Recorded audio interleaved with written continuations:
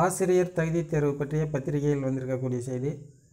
நண்பர்கள் நமக்கு அனுப்பி வைத்திருந்தாங்க. அந்த செய்தியை அனுப்பிய நண்பர்களுக்கு நன்றியை தெரிவிச்சுக்கலாம். சரிங்களா?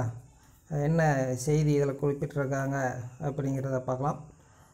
கிட்டத்தட்ட பார்த்திங்கன்னா முன்ன சொன்ன மாதிரி தான் 6,63,000 பேர் விண்ணப்பிச்சிருக்காங்க. ஜூலை மாத கடைசியில் தேர்வு நடத்துறதுக்கான வாய்ப்பு அப்படின்னு சொல்லியிருக்காங்க. முழுமையாக இதில் மேலும் சில விவரங்கள் இருக்குது. சரிங்களா? அதனால் நீங்கள் முழுமையாக பாருங்கள். நம்மளுடைய சேனலுக்கு நீங்கள் புதியவராக இருந்தால் சப்ஸ்கிரைப் பண்ணிக்கங்க. ஏன்னா புதிய தேர்வர்கள் கட்டாயம் கடந்த கால வரலாறு முதற்கொண்டு டெட்டோட வரலாறையும் எதிர்காலத்தில் பணி வாய்ப்பு எப்படி இருக்குது அப்படிங்கிற விஷயத்தையும் தெரிஞ்சுக்கிறது நல்லது. சரிங்களா? ஏன்னா என்ன நடக்குது அப்படிங்கிறது தெரியும். கிட்டத்தட்ட 9 ஆண்டுகளாக பணி வழங்கப்படலை அப்படிங்கிறது எல்லாருக்கும் தெரியும். அடுத்தடுத்த அரசனுடைய கொள்கை முடிவுகள் எப்படி மாறிக்கிட்டு இருக்கு, சூழலுக்கு தகுந்த மாதிரி அவங்க எப்படி மாற்றிக்கிட்டு இருக்காங்க, அந்த அரசாணைகளில் என்னென்ன பிரச்சனைகள் எவ்வளோ காலமாக இருக்குது, இனி அல்ல இப்போ தற்போது மேலும் சில வழக்குகள் தொடர்ந்து இருக்கிறதா நமக்கு தகவல் வந்திருக்கு. சரிங்களா? எத்தனை கேஸ் இருக்குது, எப்படி, அதாவது ஏஜ் பிரச்சனை முக்கியம். சரிங்களா? எத்தனை வயசுக்குள்ள ஆசிரியர் பணிக்கு செல்ல முடியும், வாழ்நாள் சர்டிஃபிகேட் கொடுத்துருக்குறாங்க. இதெல்லாம் நிறைய விஷயங்களை தெரிஞ்சுக்கிறது நல்லது. சரிங்களா? இதில் என்ன தகவல் சொல்லப்பட்டிருக்குன்னா 6.63 லட்சம் பேர் விண்ணப்பிச்சிருக்காங்க. அதே தான் மத்திய அரசோட இலவச கட்டாய கல்வி உரிமை சட்டப்படி 8ஆம் வகுப்பு எல்லாம் டெட்டு அது இருக்கட்டும். சரிங்களா?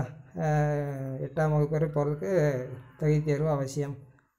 அதை குறிப்பிட்டிருக்காங்க. 2019க்கு பிறகு டெட் தேர்வு நடத்தப்படவில்லை. இந்நிலையே 2022க்கான டெட் தேர்வு அறிவிப்பை ஆசிரியர் தேர்வு வரை கடந்த மார்ச் 7ஆம் தேதி வெளியிட்டது.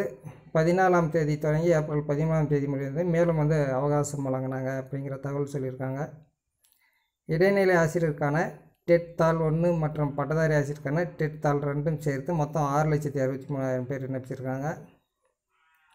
அதே சமயத்தில் டெட் தேர்வு நடத்தப்படும் தேதி குறித்து இன்னும் அறிவிப்பு வெளியாகவில்லை. இது குறித்து ஆசிரியர் தேர்வு வாரியத்தில் விசாரித்த போது ஜூலை மாதம் கடைசி வாரத்தில் டெட் நடத்தப்போவதாக உத்தேசிக்கப்பட்டு இருக்கிறது.